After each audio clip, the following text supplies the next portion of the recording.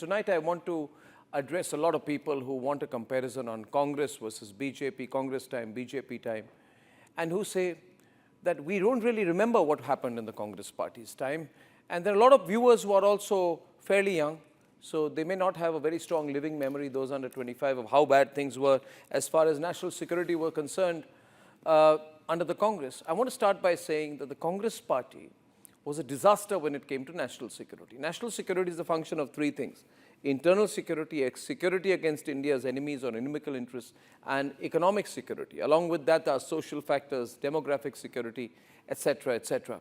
Here are 8 points, and then after that you can choose which side you want to be on. 1. I start with Maoist terror. Under the Congress party, India became one of the biggest hubs, the world's biggest hub of red terror, Maoist terrorism. And it could not have happened without some degree of complicity or indifference from the Congress party. Manmohan Singh and the Congress party acknowledged it was the biggest internal security threat in the country, but they did nothing.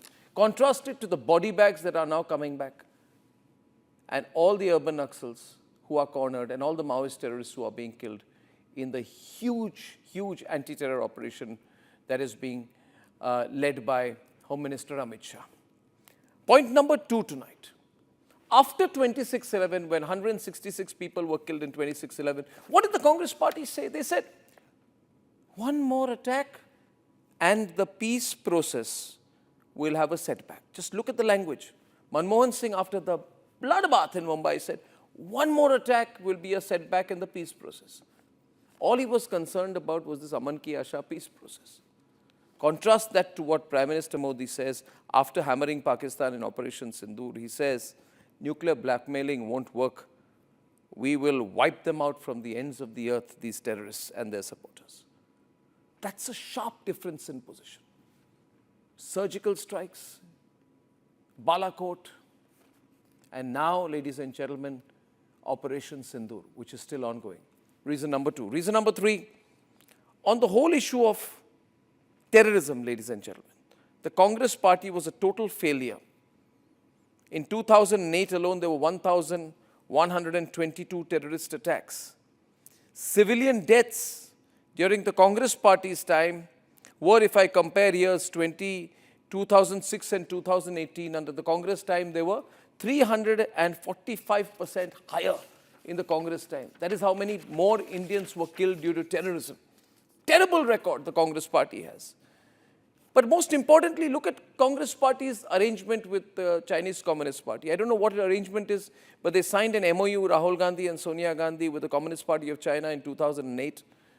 Now, contrast that with how the Modi government is even cracking down on all those people who are trying to push fake Chinese propaganda and data threats against the country. Sharp contrast. And look at the way the Modi government gave a free hand to the army when it stood there, eyeball-to-eyeball conflict in Doklam. That's called national security first. And ladies and gentlemen, the opposition talks about US pressure, ceasefire. That's such a bag of lies. After Russia attacked Ukraine, do you think there wasn't American pressure? Did Narendra Modi come under American pressure, or did he increase Russian oil imports? Contrast that to Manmohan Singh and Sonia Gandhi. The 2008 India-US nuclear deal was the biggest compromise of national interest, ladies and gentlemen. We accepted the IAEA rules.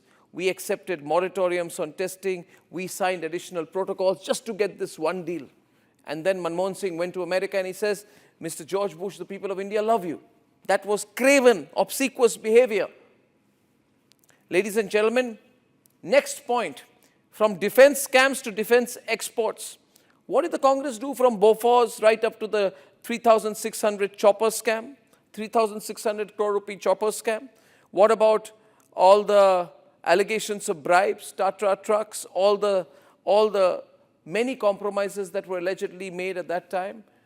Look at the number of arms dealers who were hanging around in Lutyens, Delhi at that time, and contrast that to now, a 34-fold increase in defense exports. We are a defense exporter, a major defense exporter. Is there any comparison?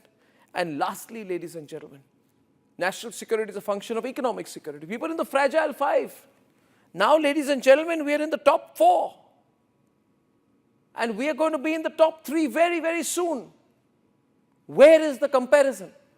And that's why my hashtag is Modi is going strong. And for this country, on issues of national security, which is the function of internal, external, as well as economic security, the number one and only choice, without doubt, is Narendra Modi.